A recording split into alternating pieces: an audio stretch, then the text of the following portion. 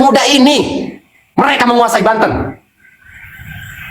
Hei, sebahaya apa PIK 2? Takut diculik, mati saja jangan jadi kiai. Takut diborgol, mati saja jangan jadi kiai.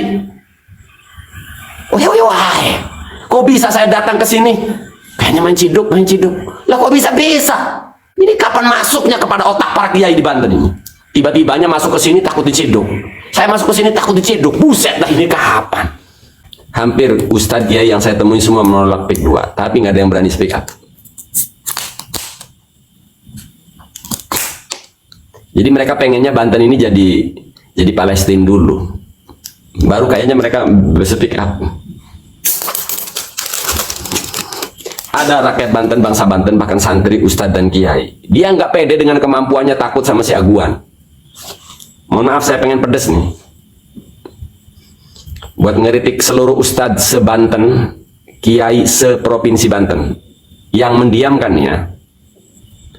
Awas, saya akan kritik semua ustadz se-provinsi Banten, semua kiai se-provinsi Banten yang batinnya, yang tidak berani bersuara karena ketakutan. Yang ingin saya sampaikan kepada segenap ustadz kiai se-Banten yang diam karena takut. Kalau Anda mau berbisnis, jadilah pengusaha. Anda itu seorang ulama, maka pimpin kami rakyat ini. Kita hari ini selalu mendengar teriakan bela Palestina. Palestina dulu negara besar, sekarang mengecil. Dijajah oleh sereal, di mana sereal itu pendatang tadinya. Bangsa sereal datang ke Palestina itu pendatang. Di negara Palestina itu pendatang.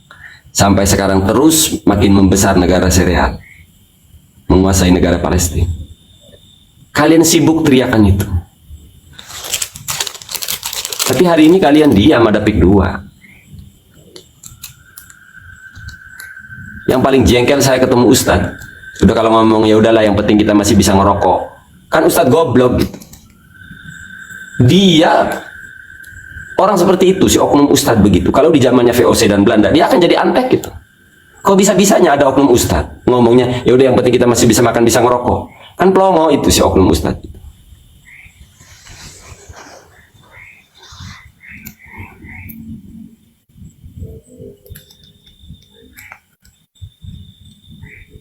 Saya kira Aguan itu hebat.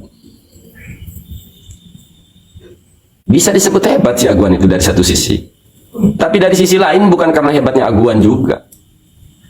Karena pelongonya, oknum ustadz dan kiai di Banten aja pada diam-diam. Saya sebut nih, silahkan semua ustadz datang ke rumah saya mau demo saya. Semua ustadz kiai yang mendiamkan PIK 2, yang tidak peduli terhadap PIK 2, ustadz pelongo, kiai pelongo, se-Banten. Apalagi kalau oknum ustadz ini berargumen yang penting kita masih bisa makan, bisa ngerokok. Ini awal ustadz kiai. Coba sih tolong ustadz kiai di Banten ini belajar sejarah bagaimana VOC dan Belanda menjajah Banten. Coba sih pelajari itu. Jangan cuma bisa belajar Jamul Jawami doang. Sampai kitab Esa Ghozi dipelajarin. Masa sejarah Banten gak mau mempelajarin? Coba belajar bagaimana Belanda dan VOC menjajah ratusan tahun. Karena dulu banyak oknum ustadz seperti lo orang itu. Yalah, yang penting kita bisa makan. Yalah, yang kita bisa makan.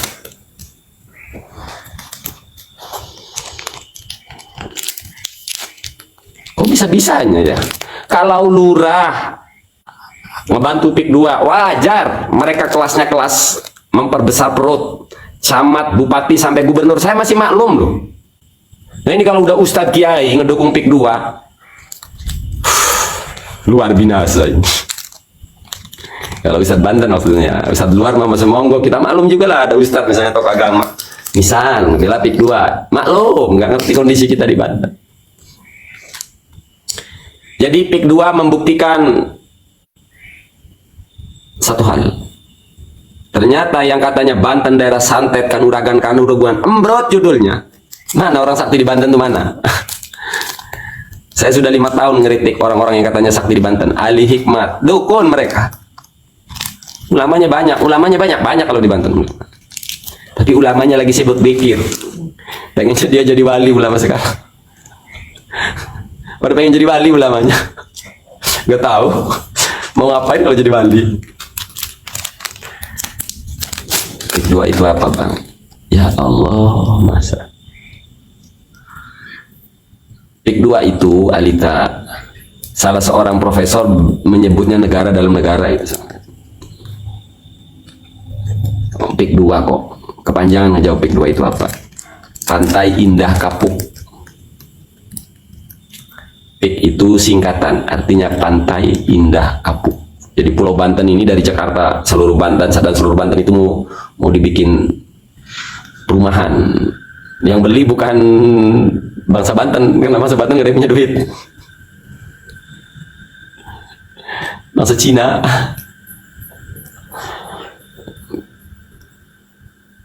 Orang yang kutu buku memikirkan dirinya. Buat Kiai Abuya seprovinsi Banten, ya sekali-kali lah saya ngeritik Kiai Banten. Kemarin-kemarin kan saya dikritik, berani gak ngeritik Kiai Banten? Saya semua nih ngeritik. Buat Kiai seprovinsi Banten, panjenengan Anda bisa saja bermanfaat untuk murid-murid dengan ilmu mengajar, dan itu positif. Anda Pak Kiai bisa saja jadi wali dengan zikir Anda. Tapi ketahui satu hal, 50 tahun setelah hari ini Anda kesulitan menerapkan ilmu karena sosialnya, budayanya sudah tergerus oleh Pik 2. Bahkan bukan 50 tahun, mungkin 10 tahun ke depan.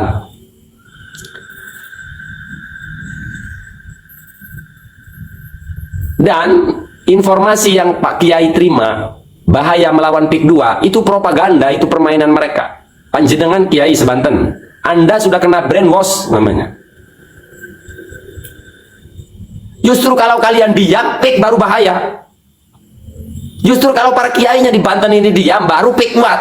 Aguan bahaya, Pik bahaya. Tapi kalau kiainya bersuara, siapalah Aguan? Apalah Pik 2?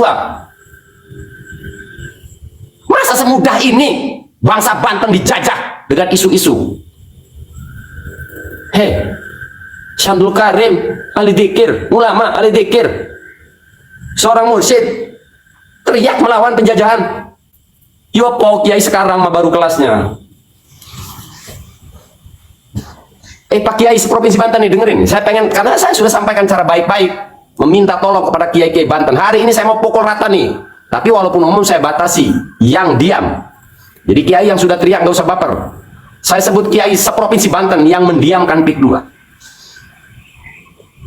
Kok semudah ini mereka menguasai Banten? Hei, sebahaya apa Pik 2? Takut diculik, mati saja jangan jadi Kiai. Takut dibogol, mati saja jangan jadi Kiai. Wah, kok bisa saya datang ke sini? Kayaknya main ciduk. Lah kok bisa? Ini kapan masuknya kepada otak para Kiai di Banten ini? Tiba-tibanya masuk ke sini takut diciduk. Saya masuk ke sini takut diciduk. Buset dah, ini kapan? Hebat kali.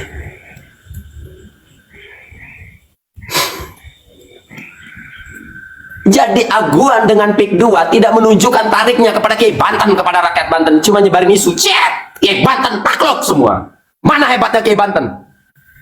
Kiai Banten, mana hebatnya Kiai Banten itu mana? Mereka ngebela Palestina, sampai jalan kaki berkilo-kilo. Pik 2 melempem. Gak ada suaranya Kiai Banten. Kiai hebat katanya di Banten.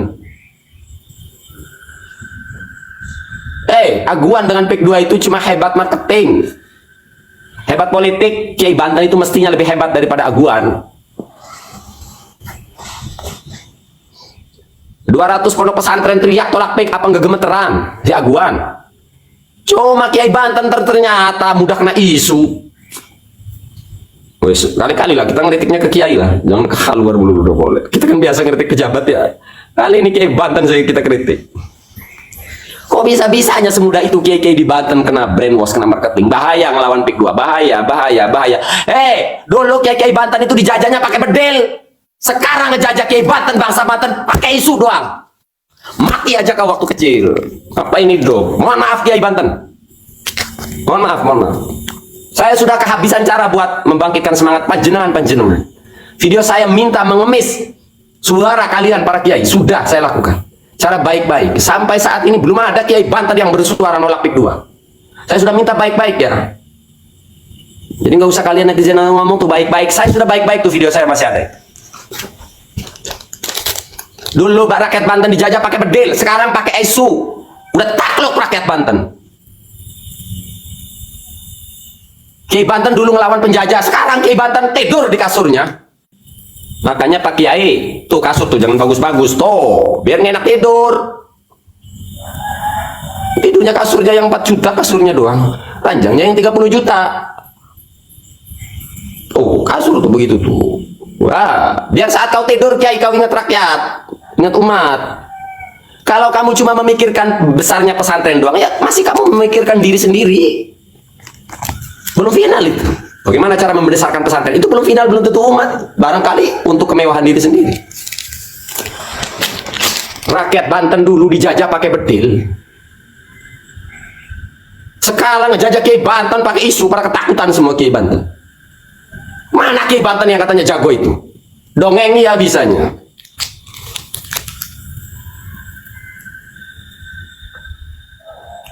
Hah? Apa? Kau sibuk pikir Syamsul Karim Tanara, salah seorang ulama yang menginstruksikan 1888 melawan VOC Belanda. Apa Syamsul Karim Tanara beserta murid-muridnya, apa ulama-ulama di Pandeglang Cilegon punya bedil? Nggak punya bedil.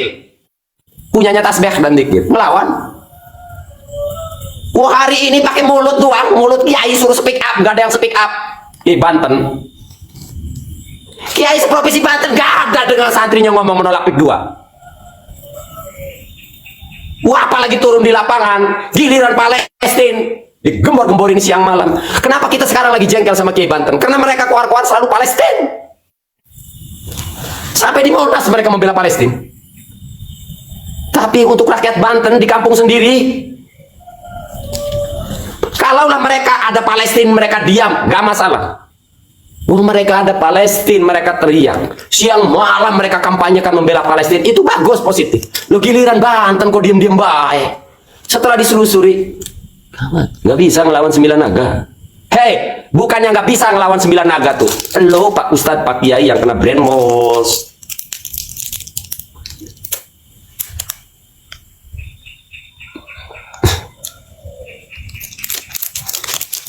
Makanya hati-hati lihat konten-konten yang terkesan ngeritik pemerintahan, ngeritik PIK 2, tapi selalu ada kata yang diulang-ulang, menang tidak. Maka saya nggak percaya kenapa saya nggak pernah berkubu mengkritik PIK 2, karena banyak konten kreator kesannya sepintas, tapi perintahnya, sugesnya adalah tak kuat melawan aguan. Perhatikan marketing dan branding mereka. Mereka menguasai marketing begini. Yang kata-kata yang selalu diulang, mampukah Prabowo melawan? Mampukah Prabowo? Hai, ini akan masuk ke pikiran bawah sadar bahwa aguan tidak bisa dilawan. PIK 2 bisa dilawan. Sampai-sampai Pak Prabowo dipertanyakan mampu tidak Pak Prabowo. Woi, konten kreator seperti ini awas. Konten kreator manipulatif ini. Perhatikan, banyak konten kreator seolah-olah ngeritik PIK 2. Mampukah Prabowo melawan? Yang dimarketingin kehebatan aguan PIK 2, nggak sadar membentuk karakter anak bangsa rakyat Banten yang pengecut. Saya ngobrol sama Ustadz sama Kiai, takut gitu. Mati aja kau dari kecil kalau takut sama aguan. Kalau ngedalil Kiai Banten, ala inna awliya Allah la khaufun alaihim wa la hum yahzanun. Takut tanya sama Allah, takut.